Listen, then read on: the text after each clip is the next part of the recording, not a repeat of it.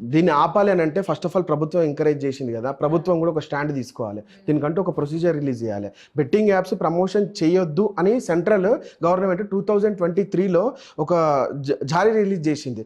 దాంట్లో దాదాపు ఒక 130-140 ప్రమోటింగ్ అది బెట్టింగ్ యాప్స్ ఉన్నాయి. దాంట్లో 1x బెట్టింగ్ కూడా ఉన్నది. మరి అలాంటప్పుడు మెట్రో మీద పడ్డప్పుడు నేనేమనుకుంటా, నేను కూడా ఇన్ఫ్లుయెన్స్ అవ్వచ్చు కదా. ఇప్పుడు నేనేమనుకుంటా, ఇప్పుడు చదువుకున్న ఇన్ఫ్లుయెన్సర్లు ఉన్నారు, చదువుకోని ఇన్ఫ్లుయెన్సర్లు. చదువుకోనోడు ఆబ్వియస్లీ వీళ్ళు చేస్తున్నారు కదా లీగలే అని చెప్పి చేస్తున్నారు, వానికి లీగలా ఇల్లీగలా కూడా తెలియదు, అది చేయొచ్చేమో అనేసి అనుకుంటాడు కదా. ఇప్పుడు యూట్యూబ్ రెవెన్యూ ఎవరికి సరిపోదండి, అన్వేషకు వచ్చిన పైసలు అందరికీ రావు, అర్థమవుతుందా. బెట్టింగ్ యాప్స్ కాదండి, ప్రమోషన్. ఇది బెట్టింగ్ అని బెట్టింగ్ ప్రమోషన్ ఏది చేసినా బెట్టింగ్ యాప్స్ కిందకి వెళ్ళిపోతుంది. అని ఒక ప్రమోషన్ నాకు వచ్చిందని అనుకుంటాడు కంటెంట్ క్రియేటర్. ఇప్పుడు ఈ రేంజ్లో జరుగుతుంది కదా బెట్టింగ్ యాప్స్ మీద. సో ఇప్పుడు ఎవరైనా ప్రమోట్ చేయమన్నట్టు, కానీ ఈ అన్వేష్ ఎవరెవరైతే టార్గెట్ చేసిండ్రో వాళ్ళు మాత్రం చేస్తలేరు, మిగతా వాళ్ళు అందరు చేస్తుండ్రు. మీరు చూడండి, ఇంకా మీకు కావాలంటే కొన్ని పంపిస్తాను. అది అనవసరంగా నేను చెప్పిన అనుకో విజ్జుగోడ మా మీద వేసిండు, ఈయన నీడ పట్టాలి, ఈయన నీడ వేయాలన్నట్టు అనుకుంటారు. కానీ సైలెంట్గా ఉన్న ఇన్ఫ్లుయెన్సర్లు యూట్యూబ్ వీడియోలలో బెట్టింగ్ యాప్స్ ప్రమోషన్ చేసుకుంటున్నారు. Fun88 అంట, ఎవరు ఇప్పుడు అంత పెద్ద స్టేడియంలలో Fun88, మోస్ట్ బెట్, వింజో. ఇప్పుడు వింజో గురించి మాట్లాడితే అన్వేష్ ఒక పెద్ద స్టేట్మెంట్ ఇచ్చాడు. వింజో అంటే legal betting apps, illegal betting apps ఉన్నాయి. లీగల్ బెట్టింగ్ యాప్స్ ఏం చేస్తారంటే వాళ్ళు జిఎస్టీ కడతారు, వాళ్ళు గవర్నమెంట్కి ట్యాక్స్ పే చేస్తారు. అంటే గవర్నమెంట్కి ట్యాక్స్ పే చేసి మర్డర్లు చేయడానికే రైట్స్ ఇచ్చిండ్రా? అంటే వాళ్ళు మళ్ళీ లీగల్ గా తెచ్చుకోవడానికి గవర్నమెంట్ ట్యాక్స్ పే చేస్తున్నారు అన్నట్టు చెప్తున్నారు అయితే యాప్స్. కొన్ని లీగల్ బెట్టింగ్ యాప్స్ ఉన్నాయి. వింజో లీగల్ బెట్టింగ్, దానికి బ్రాండ్ అంబాసిడర్ ధోని గారు ఉండే ఫస్ట్. అంటే అందులో డబ్బులు పోగొట్టుకుంటే పర్వాలేదు. అదే కదా క్వశ్చన్ ఇక్కడ. అంటే దాంట్లో పోగొట్టుకొని చచ్చిపోయినోడు ఉంటే అంటే వాడు ట్యాక్స్ కట్టి చచ్చిపోయాడు అని వచ్చా మరి. సో దాని గురించి మాట్లాడాలి కదా, దాని గురించి ఎందుకు మాట్లాడతలేరు? బెట్టింగ్ చేయడమే తప్ప, బెట్టింగ్ చేయడము తప్పువా, లేకపోతే బెట్టింగ్ చేసే పద్ధతి తప్ప? అసలు ప్రభుత్వం చెప్పాలి, అధికారులు చెప్పాలి. ఇప్పుడు ఉన్న పలంగా వచ్చి ఇంట్లోకేం లేకపోయి నేను జైలు వేస్తామంటే అది ఇదంతా ఒక కమ్యూనిటీ పెద్దది కదా. సో రేపు పొద్దున ప్రభుత్వానికి కూడా వ్యతిరేకత ఉంటుంది ఎంతో కొంత దీని మీద.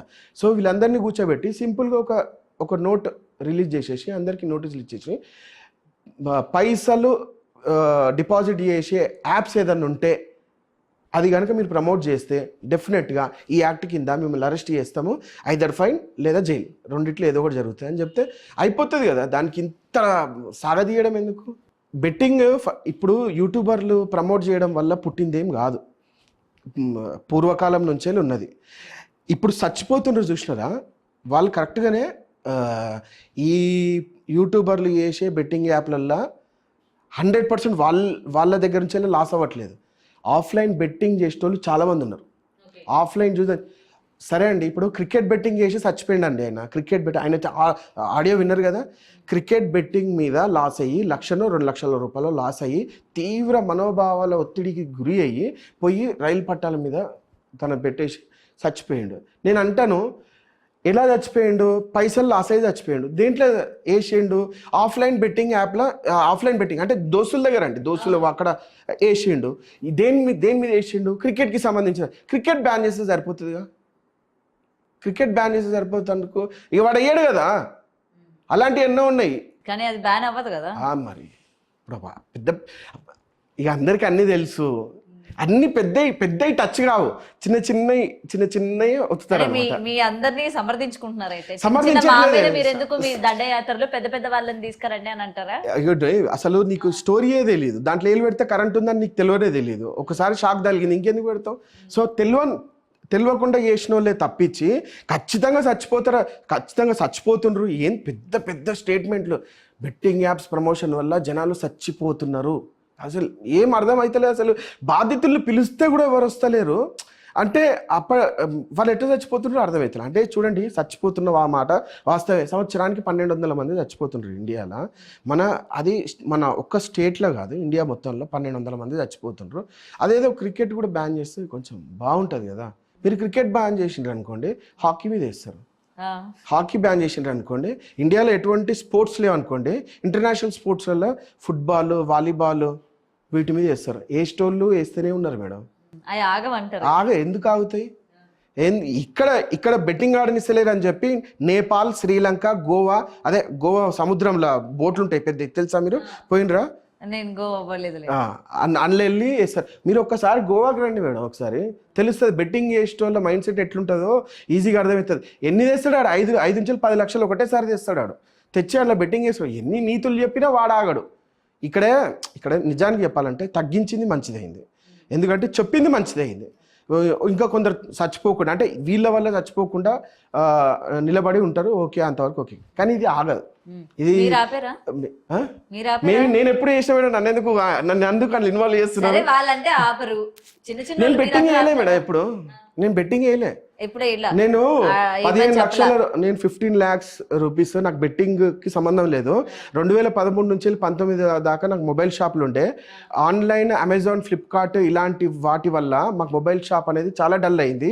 ఈ విషయం ప్రతి మొబైల్ షాప్ ఓనర్ విన్నాడంటే ఖచ్చితంగా లైక్ చేస్తాడు, అంటే ఆయనకు టచ్ అవుతుంది అనమాట. 2015-16 నుంచి వెళ్ళి చాలా ఆఫర్లు రావడం జరిగింది. 10,000కి ఇచ్చే ఫోను నీకు ఆఫ్లైన్లో 10,000కి అమ్మే ఫోను 7,000కు, 7,500కు, 8,000కు వచ్చేస్తున్నాయి ఆన్లైన్లో. అలాంటప్పుడు షాప్ వాళ్ళు అందరు మూసుకున్నారు, అందరు బంద్ చేసుకున్నారు.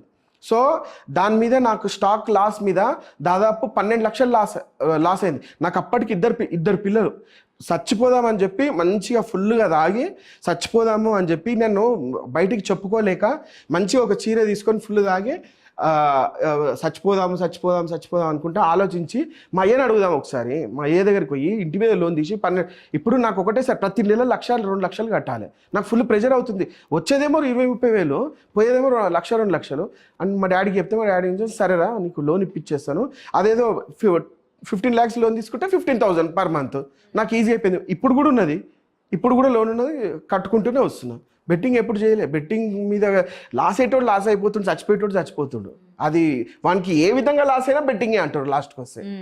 మరి ఎందుకని కేవలం అన్వేష్ మాత్రమే హైలైట్ అవుతున్నారు? మీలా సపోర్ట్ చేసే వాళ్ళు, మీలాగా ఆడని వాళ్ళందరూ మాటకారిని అంటే మాటకారికి ఉన్న పవరే అది, మాటకారికి ఉన్న పవరే అది. మరి మీరు కూడా బాగానే మాట్లాడుతున్నారు కదా. ఈ విషయంలో ఇన్వాల్వ్ అవ్వడం ఫస్ట్ వేస్ట్, అది అవ్వదు.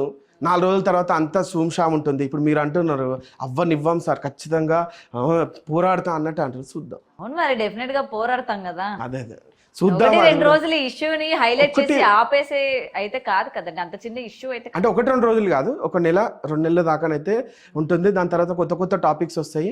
ఇప్పుడు మొన్నటి దాకా బెట్టింగ్ యాప్స్ అన్నారు, దాని తర్వాత Hyderabad central university HCU issue అన్నారు.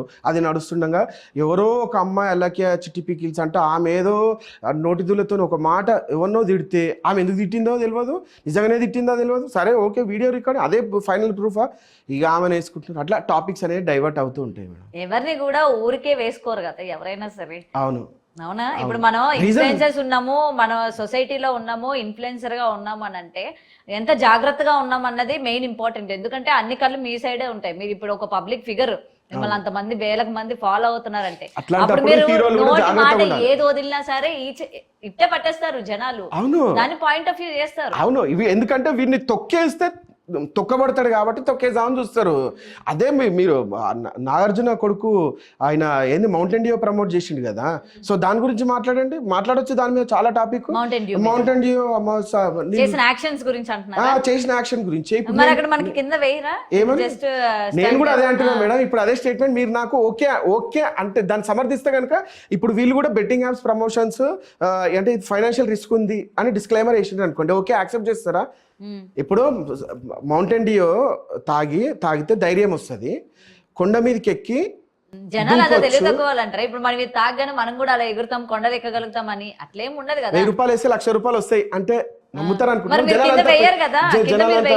ఇది నిజంగా వస్తాయని లేదు, డబ్బులు వస్తాయని కింద డిస్క్లైమర్ వేయకపోతే లేదు, మీరు డిస్క్లైమర్లు చూడలేదు అనుకుంటా. డిస్క్లైమర్ వేయకపోతే గనక బెట్టింగ్ యాప్ ప్రమోట్ చేయమని చెప్పినోడు మీకు డిస్క్లైమర్ ఏమని చెప్తాడా? ఎవరు? లేదు, మరి మీరు క్వశ్చన్ రైజ్ చేస్తున్నారు కాబట్టి ఇచ్చేటోడు మీరు డిస్క్లైమర్ వేసి ముందుగానే చెప్పి పెట్టుకోండి, ఇది ఆడితే హానికరము, మీ డబ్బులు ఖచ్చితంగా పోతాయి. జస్ట్ మీరు ఎవరైతే ప్రమోట్ చేస్తారో మీకు మాత్రమే వచ్చినట్లు మీరు వీడియో చూపించుకుంటారు తప్ప మాకైతే డబ్బులు రావు, మీరు వేసినా కూడా డబ్బులు రావురా బాబు, మమ్మల్ని నమ్మి మీరు వేయకండి అని మీరు ఏమైనా డిస్క్లైమర్ వేసుకుంటారా? మరి ఆడేటోళ్ళు వేసుకుంటారా? తెలియదు మరి అది చెప్పాలి కదా ఎవరికైతే మరి. ప్రమోషన్లు వచ్చినాయో వాళ్ళు ఎవరైతే చేసిండ్రో వాళ్ళు వేసిండ్రో లేదో మరి తెలియదు. అది మరి మీరు చూడాలి కదా, మరి అది వాళ్ళు వేసారో లేదో మరి మీరు చూడాలి కదా. అవును. మరి కొండ మీదకి ఎక్కి చచ్చిపోయిన వాళ్ళు ఎవరైనా వచ్చి అది వేస్తాడుగా. చెప్పిండ్రా? ఎవరు కొండ మీదకి ఎక్కారు చెప్పండి. ఇప్పుడు నేను మౌంటైన్ డ్యూ చచ్చిపోయిన కొన్నాను. వచ్చి చెప్తాడా ఆ, అమ్మ నీకు? కాదు కాదు, ఇప్పుడు నేను మౌంటైన్ డ్యూ కొన్నానే అనుకోండి, లేదా ఒక స్ట్రింగ్ కొన్నానే అనుకోండి, అగో అందులో ఆయన అట్లా ఎగిరాడు, నాకు ఇప్పుడు వెంటనే ఇట్లా కావాలి వెళ్ళాలి, నేను వాడు వెళ్ళాడు అని చెప్పి నేను వెళ్ళాను కదా. కింద వాడు డిస్క్లైమర్ వేస్తాడు, ఇది జస్ట్ మేము యాడ్ కోసము వినోదం కోసము వేసుకున్నాము, దీనికి మేము ప్రోత్సహించడం లేదా అని చెప్పి. అన్ని దానికి కూడా వాడు అక్కడ యాడ్ వేసుకుంటాడు కదా. ప్రోత్సహించామని చెప్పి ప్రమోషన్ చేస్తున్నారా? వాడి ప్రోడక్ట్ ని వాడు ప్రమోట్ చేస్తూ కింద మీరు ఇట్లా చెయ్యొద్దని వేస్తున్నాడు. యాప్స్ ప్రమోట్ చేసినోడు వేస్తున్నాడా? వాడి స్వార్థం కోసం వాడి కమెంట్ సెక్షన్ కూడా ఆపేసి పెట్టుకుంటాడు కదా. ఫైనాన్షియల్ రిస్క్ వాడి కమెంట్ సెక్షన్ కూడా ఆపేసి పెట్టుకుంటాడు కామెంట్ సెక్షన్ కదా. ఆఫ్ చేసి మరి ఎందుకు పెట్టుకుంటారేమో, పెట్టుకోవాలి? ఏమో నాకు తెలియదు. మరి ఎందుకు పెట్టుకోవాలి? ఇప్పుడు మేము అడుగుతాం కదా, నీకు డబ్బులు వచ్చినాయా, మాకు డబ్బులు పోయినాయి అని మేము అడుగుతాం. ఆడేటోళ్ళు అడుగుతాం, మిమ్మల్ని ఫాలో అయ్యేటోళ్ళం. కమెంట్ సెక్షన్ ఎందుకు ఆఫ్ లో పెట్టుకుంటారు అంటే అది ఇల్లీగల్ అని మీకు తెలుసు. తెలిసి మీరు ఎందుకు మరి జనాలకి ప్రోత్సహిస్తున్నారు? జనాలకి ఎందుకు మీరు ఆడండి అని చెప్పి చూపిస్తున్నారు? అదే మాట రానా దగ్గుబాటి గారిని, ప్రకాష్ అడిగారు కదా. ఏది వీడియో ముఖంగా? మీడియా ముఖంగా అడగలే. వీడియో జస్ట్ వీడియో పెట్టి ఏంటి మీరు నిజంగా చేస్తున్నటువంటిది, ఇది నిజమా, ఇది ముందుకు వస్తే మాట్లాడతా అని అన్నారు, కానీ ఇంటికి పోయి అడిగినరా? సోర్స్ ఉన్న ప్రతి ఒక్కరికి అడుగుతాం, చిన్నవాళ్ళు అని కాదు, పెద్దవాళ్ళు అని కాదు. మీరు అట్లా ఎంత చెప్పారు కదా, మరి మేము వేస్తాము, మేము డిస్క్లైమర్ డిస్క్లైమర్ వేసి కొందరు మాత్రం వేసిండ్రు, కొందరు ఎదవలు వేయలేరు. వాళ్ళకి నేను ప్రోత్సహించట్లేదు, బెట్టింగ్ యాప్ కి నాకు ఎటువంటి సంబంధం లేదు, దానికి నేను అధికారిని కాదు, నాకు పుట్టెడు అప్పులు ఉన్నాయి, దీని మీద బిల్డింగ్లు ఉన్నాయి, ఏమి లేవు. కొన్నారు విజ్జుగాడు గారు కొన్నారంటే అన్వేష్ గారు ఉన్నాయట. మరి ఏంటి డబ్బులు తీసుకున్నావు, ఎంత ప్రమోట్ చేసినారు, ఎన్ని యాప్స్ ప్రమోట్ చేసినారు, కింద మీరు ఎక్కడ వీడియో పెడితే అక్కడ కమెంట్ నిజంగా ప్రపంచం అంతా సొల్లు. అంటే ఈ మేడం ఉంది కాబట్టి బూతులు మాట్లాడలేకపోతున్నా, కానీ ఈ సొల్లు చెప్పేటోళ్ళ మాటలు అయితే నిజంగా చాలా ఇన్ఫ్లుయెన్స్. ఇప్పుడు అన్వేష్ ఒక ఆడామని పట్టుకొని వ్యభిచారంటే నాకు ఫోన్లు చేసినారు, నిజమా అట్లా నిజంగా చేసిందా, అట్లా అది నిజం కరెక్టేనా అని చెప్పి. ఎంత డబుల్ బాజీ ఫెలోస్ ఉన్నారో అర్థం అవ్వట్లేదు. నిజంగా ఆయన చెప్పేది మీకు అర్థం అవ్వట్లే. ఇమ్రాన్ తో మాట్లాడారా? లేదు, నాకు ఆ ఇమ్రాన్ ఎవరో తెలియదు. నాకు ఇమ్రాన్ వీడియోలు తీస్తాం, మరి మేము మీకు ఇమ్రానే తెలియదు అంటారు, కూర్చొని పరేషాన్ బాయ్స్ ఇమ్రానా? పరేషాన్ బాయ్స్ ఇమ్రానేనండి. అవునవును, అప్పుడు మాట్లాడిండు. నా ఫ్రెండ్ ఇమ్రాన్ గురించి అడుగుతానా అండి, చెప్పండి. ఇప్పుడు డిస్కషన్ దేని గురించి నడుస్తుందో దాని గురించి అడుగుతా. ఇమ్రాన్ అంటే ఇద్దరు ముగ్గురు ఉన్నారు, సో అందుకని పరేషాన్ బాయ్స్ ఇమ్రాన్ అండి. పరేషాన్ బాయ్స్ ఇమ్రాన్ మాట్లాడిండు అప్పుడు. ఎప్పుడు ఇవి ఒక 1-2 months అవుతుంది మాట్లాడి. ఇంకా అప్పటి నుంచి మళ్ళీ మాట్లాడాలి. వాళ్ళ మదర్ని ఇట్లా అన్నారని మీతో మాట్లాడలేదా? వాళ్ళ మదర్ని ఒకసారి వెళ్ళి చూడమని కానీ, వాళ్ళ పరిస్థితి ఏ విధంగా ఉందని చెప్పడం కానీ? అట్లా చెప్పడం వల్ల, మేము వెళ్ళి చూడడం వల్ల ఇంకెక్కువ ప్యానిక్ అవుతుంది. ఇంతమంది వస్తుండ్రు ఏంది అన్నట్టు ప్యానిక్ అవుతారు. కానీ ఇప్పుడు ముసలోళ్ళు కదా, దానివల్ల మేము వెళ్ళి చెప్పాలి, మాట్లాడాలి అని మాత్రం మేమైతే ప్రయత్నం